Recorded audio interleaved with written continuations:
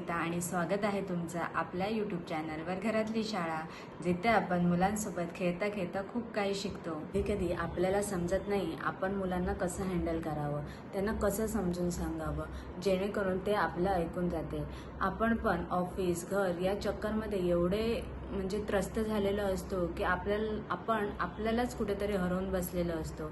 आपल्याला समजत नाही आपले प्रॉब्लेम्स काय, आपण त्याच्यावर कशी सोल्युशन काढावे। मला असं वाटतं या सगळ्या प्रोसेसमध्ये आपल्या मनाची शांती ही खूप इम्पॉर्टंट आहे। तर आम्ही गेलो होतो मनशक्ती केंद्रामध्ये जे आहे लोणावळ्यामध्ये, आणि तिथे गेल्यावर आम्हाला कसा एक्सपिरियन्स आला, मला तिथे कसं वाटलं, त्याचा फुल एक्सपिरियन्स या ब्लॉगमध्ये मी शेअर करणार आहे। त्यामुळे व्हिडिओ शेवटपर्यंत बघा, बिकॉज हे तुम्हाला पण खूप फायदेशीर ठरेल। सकाळी लवकरच आम्ही मनशक्ती केंद्रामध्ये जायला निघालो। श्रीषा पण खूप खुश होती आणि एक्सायटेड पण होती। फिरायला जायला तिला खूप आवडतं। मनशक्ती केंद्र हे लोणावळ्याला आहे। मग आम्ही लोकल पकडून दादरला गेलो आणि दादरवरून इंटरसिटी ट्रेन पकडली। ट्रेनमध्ये पण श्रीषाची खूप मस्ती चालू होते, दोघे गेम्स खेळत होते आणि बाहेर पण मस्त वातावरण होतं। तसंच आम्ही खेळत खेळत पोचलो लोणावळ्याला। तिकडनं मनशक्ती केंद्रामध्ये जायला त्यांची बस असते। काही 10-15 मिनिटातच आम्ही तिकडे पोचलो। पोचल्यावर पहिल्यांदा तुमचं रजिस्ट्रेशन कंप्लीट करून घेतलं जातं आणि तुम्हाला रूमच्या कीज दिल्या जातात। श्रीषाला खूप भूक लागली होती, म्हणून मग आम्ही पहिल्यांदा नाश्ता करून घेतला। मनशक्तीकडून असे बॅचेस आपल्याला दिले जातात आणि ते आपण लावून ठेवायचे असतात।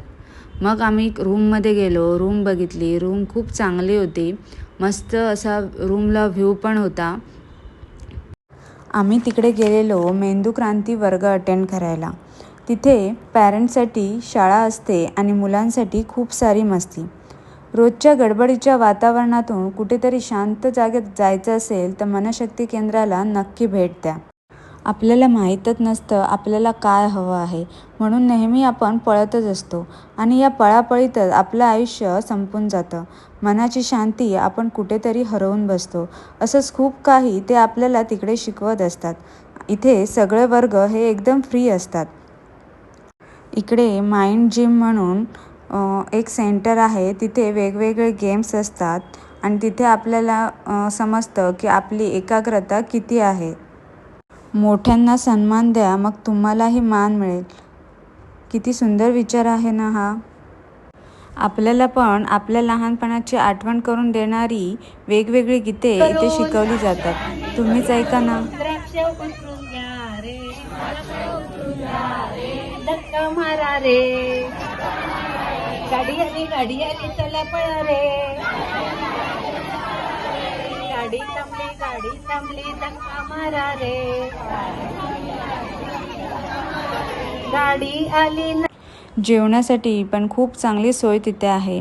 इकडे मला एक आवडलं म्हणजे की आपल्याला पाहिजे तेवढं जेवण घ्यायचं आणि जेवण झाल्यावर स्वतःचं ताट आणि वाटी स्वतः घासून ठेवायचं। ओव्हरऑल 3 दिवसासाठी आम्ही तिकडे गेलो होतो।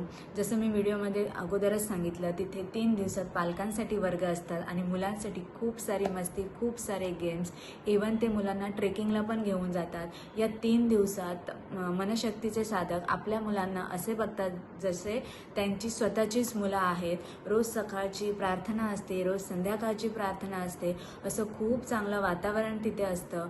मला असं वाटतं शहरातील या धावपळीच्या जगातून कुठे मनाची शांती हवी असेल तर मनशक्तीला नक्की भेट द्या। आणि ह्याबद्दल तुम्हाला अजून जाणून घ्यायचं असेल तर मला कमेंट करून सांगा, मी तुम्हाला नक्कीच प्रत्येक कमेंटला रिप्लाय करेन। आणि आशा करते तुम्हाला आजचा ब्लॉग माझा खूप आवडला असेल आणि व्हिडिओ आवडल्यास तुम्ही लाईक आणि शेअर करा आणि चॅनलला नवीन असाल तर चॅनलला नक्की सबस्क्राईब करा। नमस्कार, बाय बाय।